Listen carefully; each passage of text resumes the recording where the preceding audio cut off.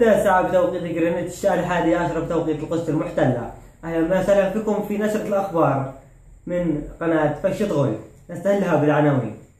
بعد 25 يوم من الحرب، نتنياهو يعلن حرب مفتوحة على غزة. حسب دعاية الجيش، العثور على مستودع الأسلحة تعود للمقاومة الفلسطينية. نتنياهو يطلب المساعدة بالذخيرة من الولايات المتحدة الأمريكية. وصلنا هذا الخبر العاجل، أنباء تفيد بوفاة الإعلامي المصري توفيق عكاشة بعد رقوده عدة أيام في العناية المركزة. كانت هذه العناوين والآن إلى التفاصيل.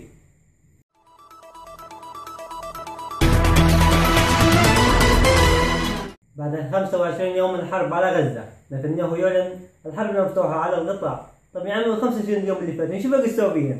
طلع طش ولا شمت هوا وناس المنقل؟ قوات الاحتلال تدعي أنها استولت على مستودع للأسلحة تعود للمقاومة الفلسطينية.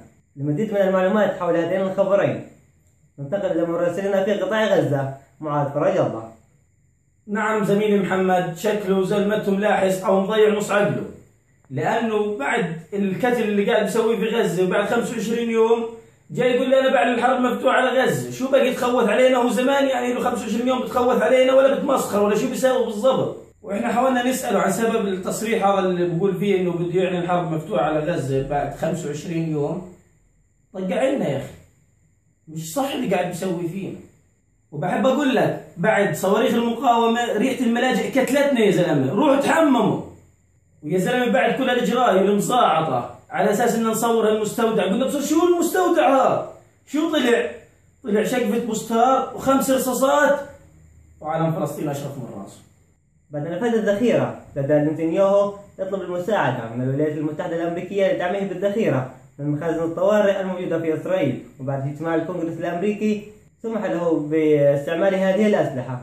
والله يا عمي في الوقت صديق وقت الذيك، بالنسبة لإسرائيل هذه أمها أمريكا وهي ابنها المدلدل، بس أبوه الله أعلم شكله ماما واحد وبابا كثير.